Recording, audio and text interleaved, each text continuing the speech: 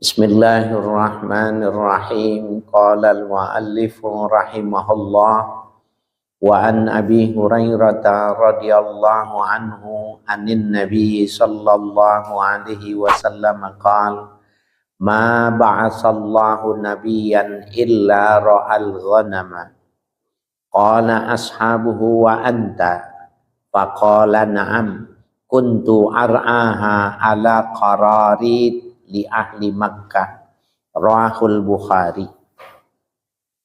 Ini betul ya? Ya. Wa Nabi Hurairah radhiyallahu anhu anin Nabi sallallahu alaihi wasallam qala. Hadis diriwayatkan dari Abu Hurairah radhiyallahu anhu dari Nabi kita Muhammad sallallahu alaihi wasallam, beliau bersabda, ma ba'atsallahu nabiyyan, tidaklah diutus oleh Allah seorang nabi, illa ra'al ghanama, kecuali mengembala kambing. Jadi nabi-nabi terdahulu itu semuanya menggembala kambing. Qala ashabuhu, berkata salah seorang sahabat Nabi, wa anta, termasuk engkau juga. Jadi ini ngomongnya ini di Madinah, ya, sehingga orang Madinah tidak semuanya tahu bagaimana Nabi ketika muda. Gitu. Wa anta, apakah termasuk engkau juga ya Rasul? Faqala na'am, kata Nabi iya. Kuntu ar'aha, dulu aku menggembala kambing ala qararit, ya, hanya qararit itu beberapa kirat, upah beberapa kirat. Ya, satu kirat itu 1/6 danak, ya, itu pada hitungan mereka itu. Artinya upah mengembala bukan punya sendiri. Ya, itu Nabi pernah ketika mudanya itu kuli menggembala kambing, ya. Qararit, ya. Jamak dari kirat, ya. Li ahli Makkah, untuk penduduk Makkah. Nah, kenapa menggembala kambing? Latihan sabar. Ya, latihan sabar. Jadi memberi komando orang itu mudah karena ada otaknya, cerdas. Kalau kambing itu dia berdasarkan pengenalan. Kalau dia lihat, maka dia menguntungkan sama dia, maka dia patuh. Tapi kalau udah jumlahnya besar, susah. Ya, jadi disuruh sabar, latihan sabar. Ulama-ulama kita juga ada yang memperlakukan itu. Tetapi bukan disuruh menggembala kambing.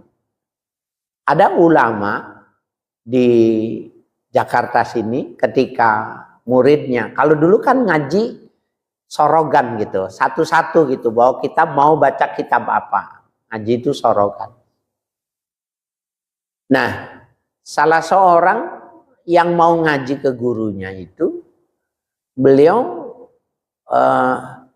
datang gitu, gurunya nggak ngomong, nggak apa, diem aja. Selama taruhlah 1 jam, selama satu ngaji dia diem gitu. Selesai 1 jam dia bilang, ya sudah cukup, pengajian hari ini cukup gitu. Hari ini ngaji sabar katanya. Ya udah, salaman pulang. Karena gurunya memang hari itu cuma itu yang mau diajarin. Diajarin sekaligus praktek gitu. Kalau anak sekarang suruh nunggu 1 jam, dicolek ini. Ini ngaji apa enggak nih? Ya. Nah, jadi latih sabar. Jadi ngurus kambing itu repot, ya, banyak. Dulu ladangnya gede sehingga memungkinkan memelihara kambing. Oleh ayah saya itu ada tanah seukuran 2 rumah gitu. Maka anaknya itu setiap gede itu diberikan ayam sepasang gitu. Dan dibuatkan kandang. Jadi laki-laki 3 diberikan kandang, diberi sepasang. Mana yang ayamnya tambah banyak, itu nanti dijual buat beli pakaian lebaran gitu. Saya termasuk ayamnya banyak, kemudian kelincinya banyak gitu. Karena apa? Nggak mungkin, tapi diberi tanggung jawab ini. Jadi memberi tanggung jawab, latihan sabar, itu perlu memang. Cuma masalahnya sekarang lahannya nggak ada kalau suruh dikasih pemeliharaan seperti itu. Ya. Nah, Nabi pernah menggembala kambing untuk mendapatkan beberapa qirat penduduk Mekah. Ya. Rawahul Bukhari, meriwayatkan hadis ini Imam Al-Bukhari. Wa anhu anin Nabi sallallahu alaihi wasallam qala. Dan darinya pula, artinya dari sahabat Abu Hurairah radhiyallahu anhu, dari Nabi bersabda, "Lau du'itu ila qura'in." Seandainya aku diundang ila qura'in, untuk makan qura'. Qura' itu betis kambing. Au zira'in, atau kaki kambing. Jadi betis bagian atas, bawahnya itu kaki kambing kita anggap. La ajab tuh, pastilah aku penuhi undangan itu. Walau dia ilayya zira'un, seandainya diberi hadiah kepadaku zira'un, ya, kaki kambing, au qura'un, atau betis kambing, la qabiltu, pasti aku terima. Rawahul Bukhari, meriwayatkan hadis ini Imam Al-Bukhari. Ini Bapak sekalian yang berbahagia. Hadis yang kita baca ini bukannya hadis cuma semata-mata kesederhanaan. Jadi orang lebih orientasinya mengenalnya ini sebagai, ya, bagaimana Nabi begitu sangat wara, begitu sangat familiar dengan orang-orang miskin. Seandainya orang miskin menyediakan kaki kambing atau betis kambing, diterima undangan itu dan dimakannya. Artinya tidak ada dagingnya. Kalau sekarang masih mending nih. Sekarang ini kalau kita bikin sop kaki kambing itu nilainya mahal. Tapi sebelum sekarang ini orang kreatif, kaki kambing, kepala kambing, ngundang kiai enak nggak? Kasih sop kaki gitu. Nggak enak, tetapi Nabi mengatakan la ajab tuh, pasti aku terima undangan itu. Tuh, yang pertama maknanya kesederhanaan. Yang kedua, bahwa daging yang enak itu sebenarnya yang nempel dengan tulang.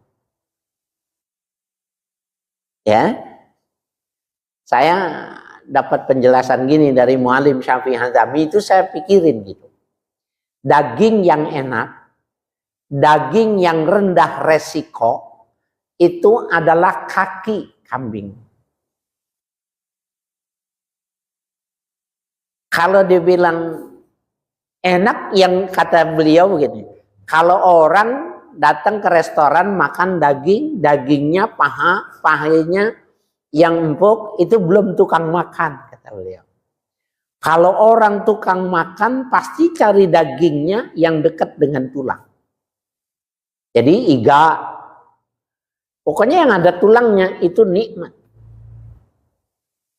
Jadi kalau kita ke steak mamanya, steak itu kan biasanya nawarin tuh wagyu, itu mahal harganya. Ya, wagyu itu sapi dari Jepang yang dirawat di ketinggian gunung dingin, dan dia dikasih sake. Sake itu minuman khas Jepang. Habis dikasih sake, maka dia diurutin. sehingga badannya besar, empuk semuanya. Itu orang makan itu belum tukang makan. Itu mah orang menikmati makanan. Yang tukang makan itu carinya daging yang nempel di tulang. Itu tukang makan.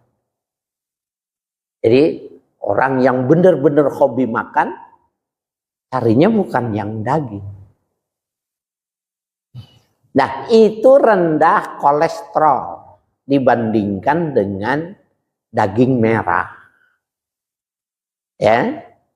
Dan sekarang mahal, orang-orang Madura itu jadi acuan tuh.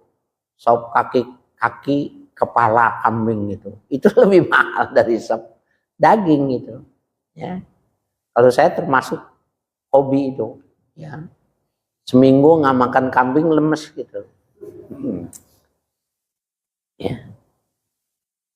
Ini ada dalam kitab Jami'us Shaghir, ya, ditulis oleh Imam Suyuti. Ada hadis yang menjelaskan bahwa Nabi bersabda, al-ghanam barokah. Al-ghanam barokah. Kambing itu berkah. Ya, kambing itu berkah. Jadi daging kambing itu daging yang direkomendasi oleh Nabi.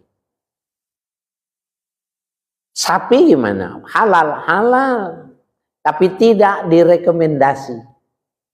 Onta halal, tapi Nabi tidak merekomendir. Yang direkomendir itu kambing. Ya.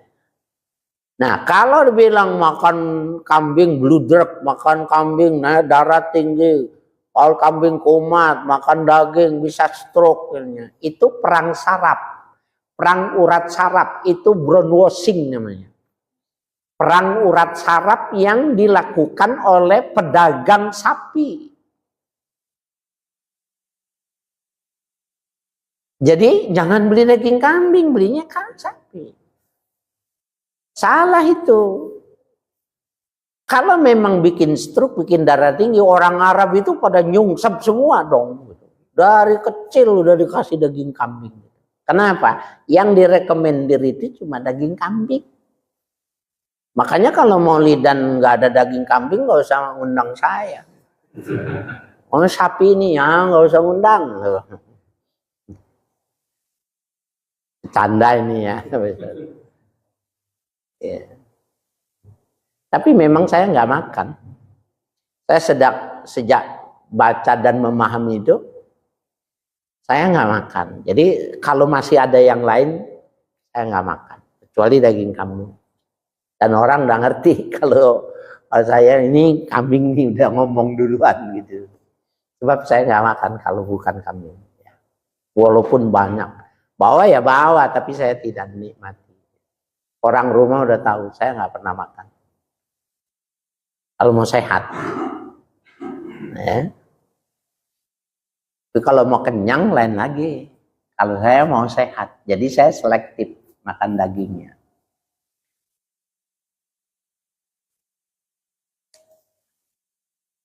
Ya. Nah, Bapak sekalian, kambing yang dimakan oleh Nabi itu hanya kaki depan. Beliau tidak makan kaki belakang. Kalau ente disuruh milih paha depan apa paha belakang kalau Idul Adha. Kenapa? Dagingnya gede, Nabi nggak mau. Maunya depan. Kenapa? Waktu Nabi ditanya, tidak ada pertanyaan kenapa Nabi milih depan, tetapi ulama mensarahkan, ulama mensarahkan ketidakmauan Nabi dengan paha belakang karena paha belakang itu dekat dengan septic tank. Dekat dengan septic tank, tempat buang kotoran saja Nabi nggak mau. Kalau kita torpedonya rebutan. Coba kalau Idul Adha itu hilang duluan torpedonya di sate gitu. Nah, Nabi deket itu aja nggak mau. Jadi emang benar-benar ya Nabi itu terpelik menjaga dirinya luar biasa. Subhanallah. Tapi itu bukannya haram ya, bukannya haram. Jadi Nabi itu apik gitu. Kalau kata kita pasti milihnya yang belakang, gede. Ya, tetapi Nabi tidak mencari yang besar. Ya.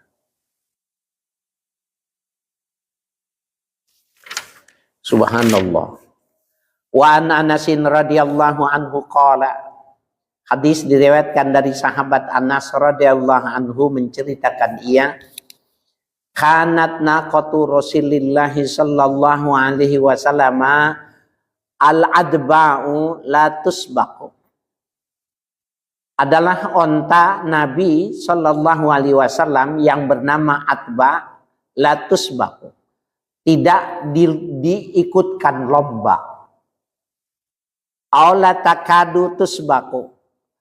Hampir saja tidak pernah ikut lomba. Faja'a a'rabiyun ala qa'udin lahu fasabaqaha. Maka datang seorang Arab. Ya, Arab itu orang pedusunan, orang yang tidak berpendidikan, yang tidak banyak pendidikannya. Ala qa'ud. Qa'ud itu al-fatiyu minal ibil istahaqqa yarkibu. Ya, onta yang masih muda, yang sudah boleh dinaikkan. Fasabaqaha, maka ia membalap ya onta Nabi al-adba itu tadi. Fasyaqqa zalika 'alal muslimina hatta arafahun Nabi sallallahu alaihi wasallam. Maka gelisah yang demikian itu dari kalangan orang-orang muslim. Artinya Arab ini naik onta tapi nyalib gitu. Yang disalib itu Rasulullah, yang lain tuh gelisah. Hatta arafahun Nabi sallallahu alaihi wasallam, sehingga Nabi mengetahuinya. Sahabat-sahabat keberatan bahwa onta Nabi itu dilewati oleh ontanya Arab ini. Faqala, maka Nabi berkomentar, Hakun Allahi alla yartafi'a syai'un minad dunya illa wada'ahu. Hak bagi Allah alla yartafi'u syai'un minad dunya, agar tidak meninggikan. Artinya yartafi'u meninggikan, yatakabbaru.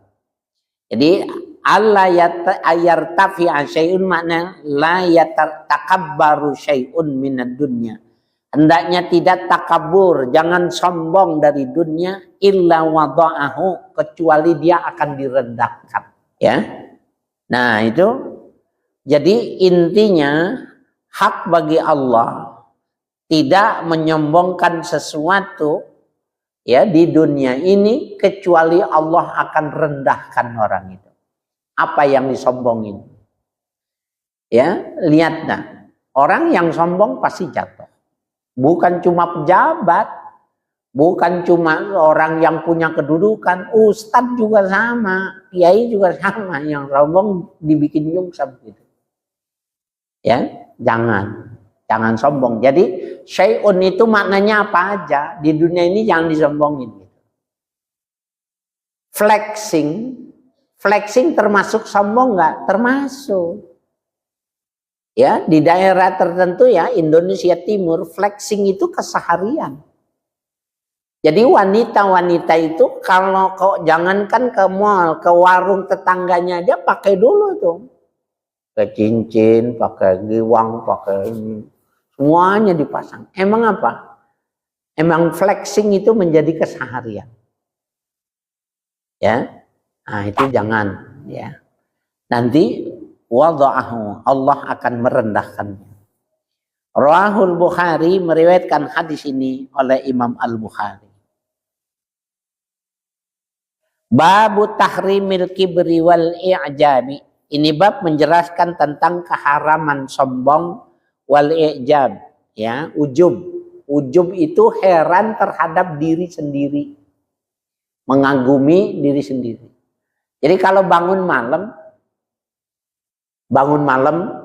sholat berapa rakaat, nangis, kemudian berdoa 2 hari, 3 hari, sudah seminggu sholat, buka pintu, cari angin, buka pintu, dia lihat tetangganya mati semua, lampunya nggak ada yang terang, kamar mandi mati semua orang sini. Nah, ujub tuh.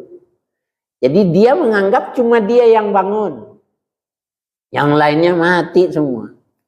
Seakan cuma dia yang layak masuk surga, yang lainnya enggak layak. Itu bisa terjadi. Jadi kalau melakukan ibadat jangan dibilang aman. Kita ibadah, berbuat baik, jangan dianggap sudah aman. Enggak aman. Bisa jadi dirongrong dari dalam. Kalau rongrongan dari luar disebut riya, sum'ah, tapi kalau yang dari dalam ujub. Dan itu rusak. Kita berhadapan sama diri sendiri, kadang-kadang kalah kita. Lawan nafsu kita sendiri itu kalah. Nauzubillah, ketika kita kembali kepada Allah, amal ibadah kita habis. Ya.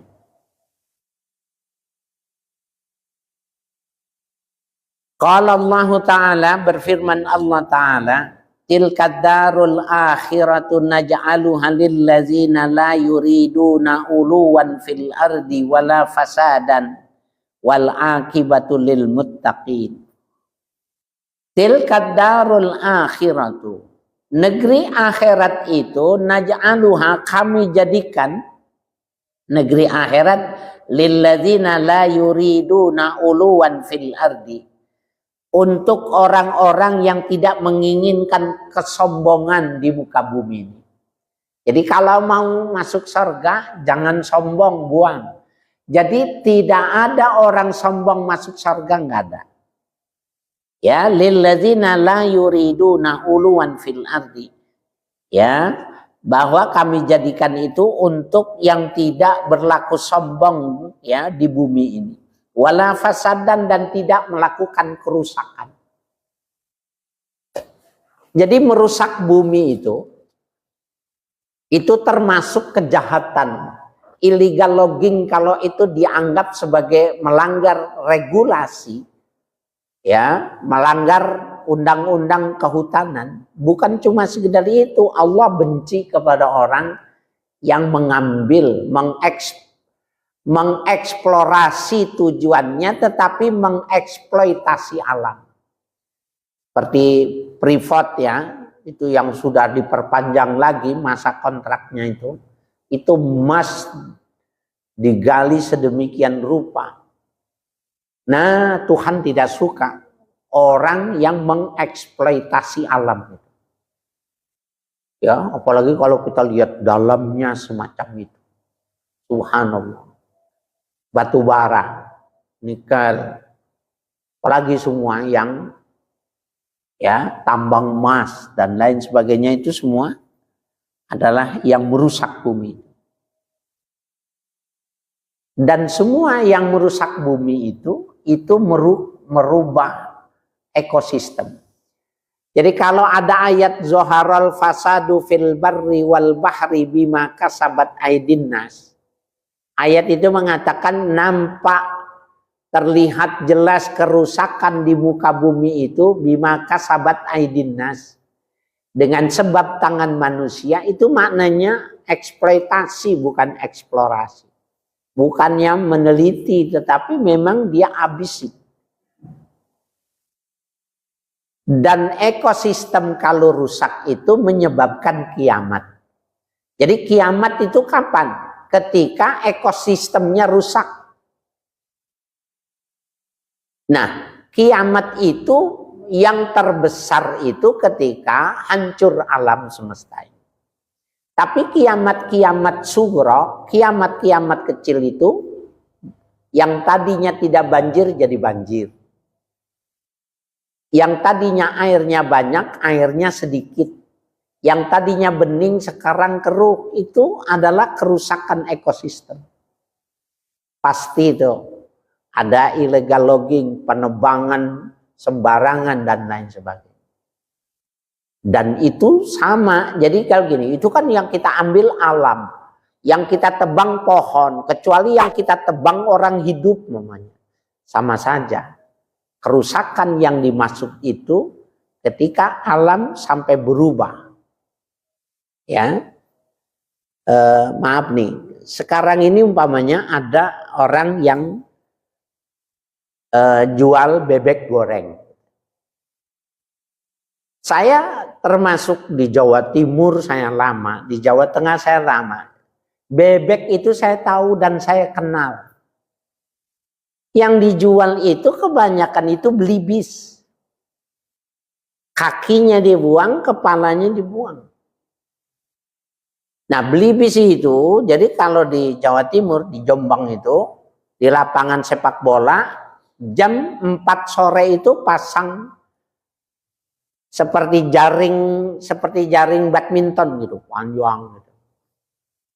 Nanti jam 9 malam tinggal digulung bawa pulang. Oh, ratusan itu, dari yang mau kecil gede itu tiap hari, dan itu dikirim ke sini ke Jakarta itu nggak habis-habis. Nah, dia kalau habis tuh nanti ada ekosistem yang kena tuh. Dia makanannya apa? Ya, umpamanya belalang. Belalang itu apa? Yang jadi konsumsinya dia terus itu nanti akan merusak ekosistem dan itu menimbulkan resiko. Binatang begitu. Seperti apa hubungannya kodok sama ular dan lain sebagainya. Ya, itu bukannya diciptakan itu cuma untuk saling memangsa, bukan. Ya, dan saya bilang ini kenapa ditulis bebek mas, kan ini bukan bebek. Gak bisa jawab dia. Ya, kalau yang suka makan bebek kita tahu, oh bebek bukan begini. Kalau saya udah nggak bisa dibohongin, 6 tahun saya di Jawa Tengah, 3 tahun di Jawa Timur, dan ikut jaring saya kalau sore.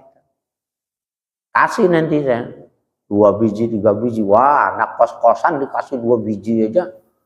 Buat 2 hari udah cukup. Nah, itu juga termasuk yang bisa merusak ekosistem. Wal akibatul lil muttaqin, dan negeri akhirat itu adalah akibat. Jadi akibat dalam bahasa Arab itu positif. Wal akibatul lil muttaqin. Negeri akhirat itu adalah akibat bagi orang muttaqin. Kalau bahasa Indonesia, akibat itu tergantung dari siakul kalam pengantarnya. Ada artinya ada akibat positif, ada akibat negatif gitu loh. Kalau dalam bahasa Arab, akibat itu ya adalah untuk yang positif. Jadi negeri akhirat itu adalah akibat bagi orang-orang yang bertakwa. Wa qala ta'ala, dan berfirman Allah Ta'ala, wala tamshi fil ardi maraha. Janganlah kalian berjalan di muka bumi ini maraha. Ya, maraha atau tabkhir itu maknanya jalan berlaga.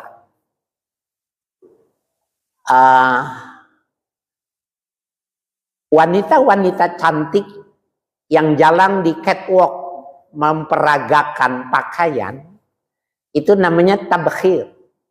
Ya, itu termasuk marahan. Itu termasuk yang dilarang.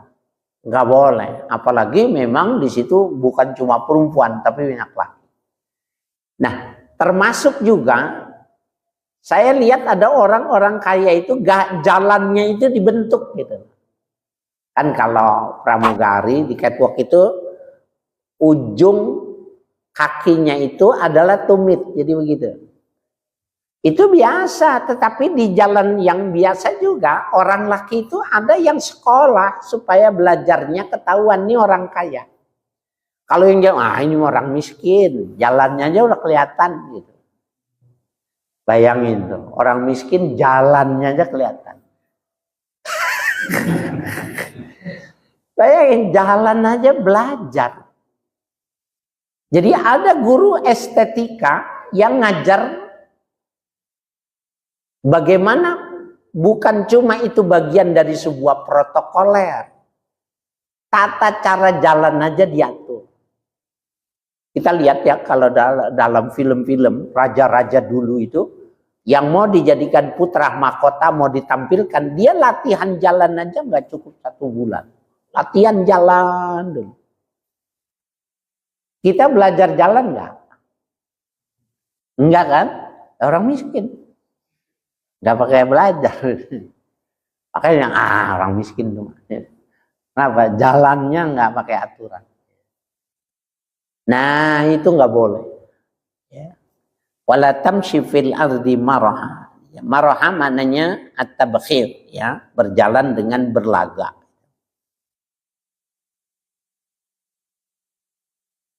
Wa qala ta'ala, dan berfirman Allah Ta'ala, wala tusa'ir khaddaka linnas wala tamshi fil ardi maraha innallaha la yuhibbu kulla mukhtalin fakhur. Wala tusa'ir khaddaka linnas, jangan kau palingkan khaddaka pipi, tetapi al khaddak, ya, khaddun itu maknanya wajhun gitu. Jadi wala tusa'ir khaddaka wala tusa'ir wajhaka linnasi, jangan kau palingkan mukamu dari manusia. Jadi kalau jalan berhadapan jangan nengok, jangan berpaling gitu, lurus saja, jangan menghindar. Wala tamshi fil ardi maraha, dan jangan berjalan dengan angkuh, ya, berlagak itu tadi. Innallaha la yuhibbu kulla mukhtalin fakhur. Sesungguhnya Allah tidak menyukai orang-orang yang mukhtal, yang sombong, fakhur, yang membanggakan dirinya. Nah itu dari zaman dulu, dari zaman kerajaan itu, ya, jalan itu belajar, termasuk estetika. Jadi bukan cuma baju, bukan cuma bicara, jalan juga kelihatan orang yang punya status sosial itu. Wa qala ta'ala, dan berfirman Allah Ta'ala, inna Qaruna kana min qaumi Musa fabagha alaihim. Sesungguhnya Qarun adalah keluarganya Nabi Musa. Fabagha alaihim, maka dia berlaku zalim kepada mereka. Ya. Wa atainahu minal kunuzi ma inna mafatihahu latanu bil usbati ulil quwwati iz qala lahu qaumuhu la tafrah innallaha la yuhibbul farihin. Wa atainahu minal kunuzi, dan kami berikan kepada Qarun dari perbendaharaan ma inna mafatihahu, apa yang mereka pegang anak kuncinya, latanu bil usbati, yang dipikul, bil usbati dengan binatang, ulil quwwati, yang memiliki kekuatan. Jadi Qarun dia punya harta itu, anak kuncinya itu aja dipikul oleh binatang yang sangat kuat. Kuncinya bukan hartanya. Iz qala lahu qaumuhu, ketika berkata kepadanya oleh kaumnya, la tafrah, janganlah kau membanggakan diri. Ya, innallaha la yuhibbul farihin, sesungguhnya Allah tidak menyukai orang-orang yang membanggakan diri. Ila qaulihi ta'ala fa khasabna bihi wa bidarihil ardh. Ya, maka kami akan benamkan Qarun wa bidarihi, dan rumah-rumah megah yang mereka punya ke dalam bumi. Qarun itu ditelan bumi. Jadi buminya terbuka, kemudian dia ditelan. Qarun, keluarganya, sama hartanya itu ditelan bumi. Sehingga kalau orang nemu harta, dibilangnya harta karun. Qarun jadi karun bahasa Indonesia. Wah, ini harta karun. Padahal itu cuma istilah. Padahal qarun itu dipendemnya di mana? Ini di Indonesia dibilangnya harta karun juga gitu. Ya, cuma istilah saja. Subhanallah. Qarun ya, dia punya anak kuncinya itu dibawa oleh binatang itu, yang paling kuat itu masih tidak cukup. Kuncinya bukan hartanya. Berapa banyak? Ditelan bumi. Ya. Karena sombong. Jadi tidak ada orang yang sombong masuk surga itu, tidak ada. Wan Abdullah bin Mas'udin radhiyallahu anhu anin Nabi sallallahu alaihi wasallam qala. Hadis diriwayatkan dari Abdullah bin Mas'ud radhiyallahu anhu dari Nabi sallallahu alaihi wasallam, beliau bersabda, la yadkhulul jannata man kana fi qalbihi mithqalu dzarratin min kibrin.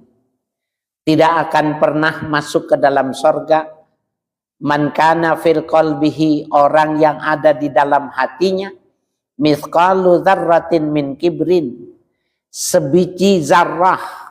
Dulu zarrah diartikan itu sebiji sawi. Kenapa? Biji sawi paling kecil dibandingkan dengan bibit-bibit yang lain. Tapi zarrah kalau sekarang itu molekul. Yang paling kecil dari molekul apa? Atom. Yang lebih kecil lagi ion. Nah, itu namanya zarrah. Jadi sekecil apapun kalau ada dalam sombong pada hati seseorang, dijamin nggak masuk surga. Kalau dia tidak taubat, dia tidak hilangkan, tidak bisa. Ya, tidak bisa. Faqala rajulun, maka berkata seorang laki-laki, ini maksudnya nih, pertanyaan ini menarik banget Pak ya. Berkata seorang laki-laki, ya, sahabat Nabi, innar rajula yuhibbu ayyakuna saubuhu hasanan. Ya Rasul, seorang itu senang kalau pakaiannya itu bagus. Wa na'luhu hasanatan. Orang itu senang kalau sandalnya bagus. Ini kan pertanyaannya bisa nolong kita nih. Kalau begitu nggak boleh pakai pakaian yang mahal. Nggak boleh pakai pakaian yang bernilai gitu. Ya. Apakah itu pakaian bagus itu maknanya sama dengan sombong gitu?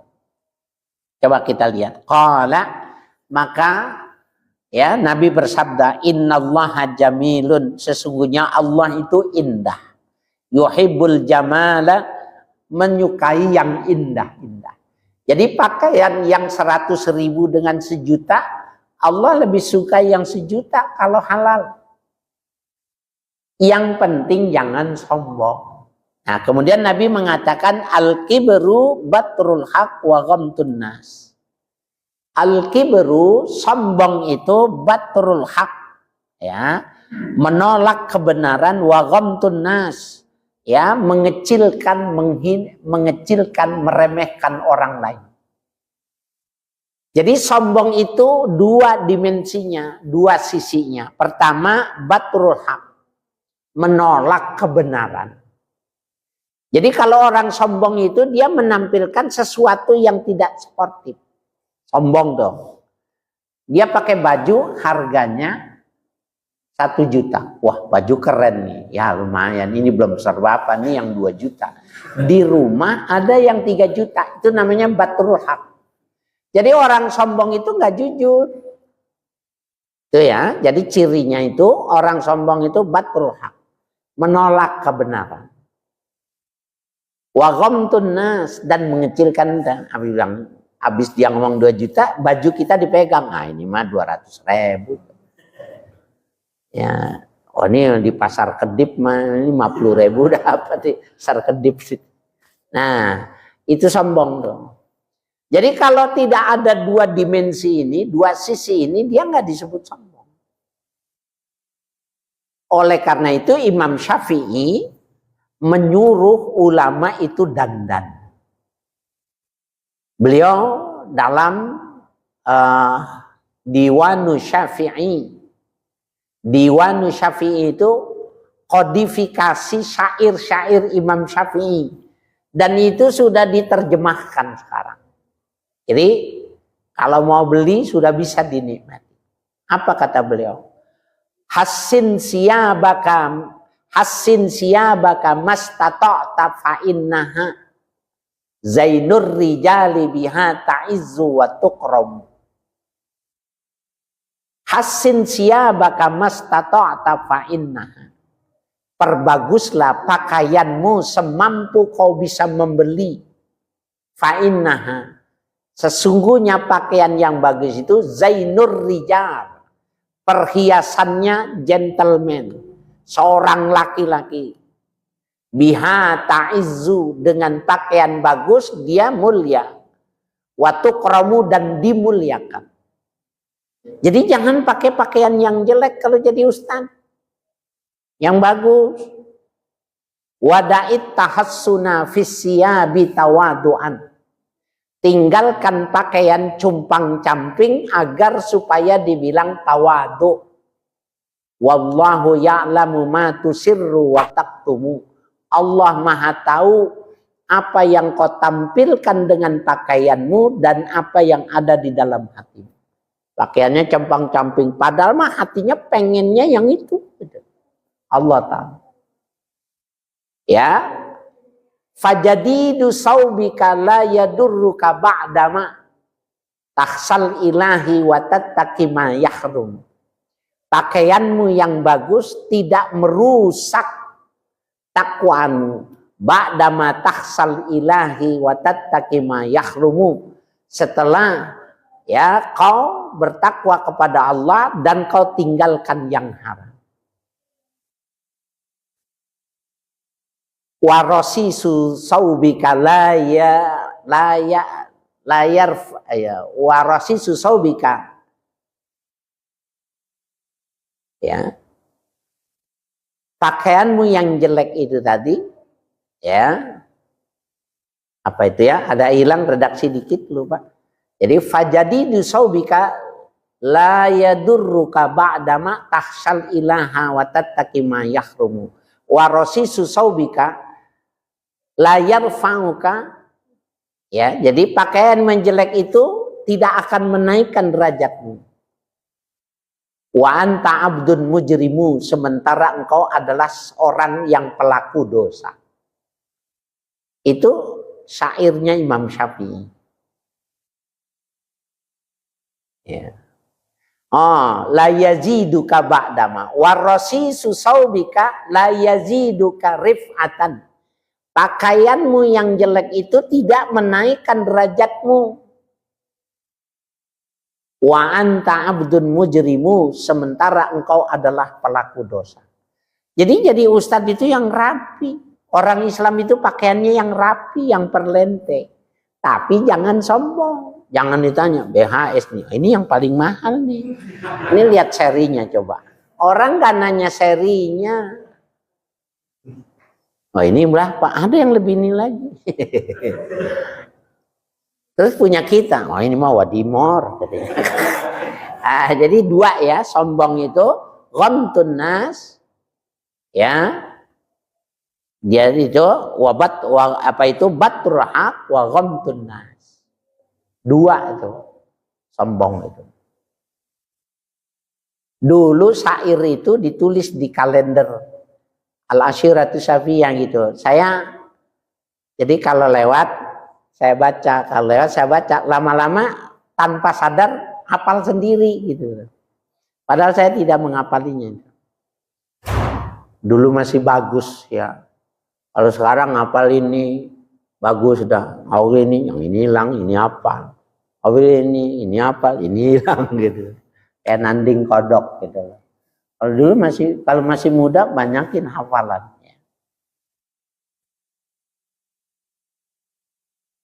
Wa an Salamah bin al-Aqwa radhiyallahu anhu anna rajulan akala inda Rasulillah sallallahu alaihi wasallam bisimalihi. Hadis diriwayatkan dari Salamah binti Aqwa radhiyallahu anhu. Ada seorang laki-laki akala inda Rasulillah, makan di sisi Nabi sallallahu alaihi wasallam bisimalihi, pakai tangan kiri. Faqala, maka Nabi menegurnya, kul biyaminik, makanlah dengan tangan kananmu. Qala la astati'u, maka orang itu mengatakan saya tidak sanggup, saya tidak mampu gitu makan pakai tangan kanan karena dari kecil sudah menggunakan tangan kiri. Kan berarti dia membantah gitu ya. Ya, padahal kalau seandainya dibilang dia rubah sebisa-bisanya, selamat sudah. Ya, jadi tapi dia mengatakan la astati, aku tidak mampu ya makan pakai tangan kanan itu. Qala lastata'ta, maka Nabi mengatakan kau tidak akan mampu. Jadi karena dia mengatakan saya tidak mampu, Nabi mengatakan kau tidak akan mampu. Ma mana'ahu illal kibru, tidak ada yang mencegah seseorang itu kecuali kesombongan. Jadi orang ini yang mencegah dirinya itu sombong. Qala, maka berkata rawi, fama rafa'aha illa fihi, maka dia tidak mampu lagi mengangkat makanannya dengan tangan kirinya. Jadi, kenapa tuh? Sombong di depan Nabi. Oh mohon maaf, saya nggak bisa dari itu. Oh nggak akan bisa. Nggak bisa lagi dia ngangkat. Ya ini Rasul, kalau kita mah ya paling nyebleh. Nah jadi apa itu? Tidak boleh sombong. Rawahu Muslimun, diriwayatkan hadis ini oleh Imam Muslim. Wa an Harisah bin Wahb radhiyallahu anhu qala, hadis diriwayatkan dari Harisah bin Wahab radhiyallahu anhu menceritakan ia, sami'tu Rasulullah sallallahu alaihi wasallam yaqul, aku pernah mendengar Rasulullah sallallahu alaihi wasallam bersabda, ala ukhbirukum bi ahlin nar, maukah aku beritahukan kepada kamu, kepada kalian penghuni neraka. Nih Bapak, ini kan penting nih. Mau nggak kalau kita ditaruh ciri-cirinya penduduk neraka? Artinya kalau kita menghindar, berarti kita nggak masuk. Kullu utullin jawazin mustakbirin. Kullu utullin, setiap orang yang utul itu kejam. Jawazin, rakus. Mustakbirin, sombong. 3 sifat ini nggak mungkin masuk surga. Ya, jadi utulin, orang yang kejam, bengis. Kalau orang salah itu dipecut. Gitu ya. Ya, kan ada itu ya bos-bos yang kejam gitu ya. Jawaz, rakus. Kalau sama dunia itu rakus betul, pelit sama anak buah. Mustakbirin, dan dia sombong. Muttafaqun alaih, meriwayatkan hadis ini oleh Imam Bukhari dan Muslim. Wa taqaddama syarhuhu fi ba'di dha'fil muslimin. Telah terlalu ya syarah dari hadis ini pada ya dha'fatul muslim ya. Wa Nabi Sa'idin Al-Khudri radhiyallahu anhu wallahu a'lam.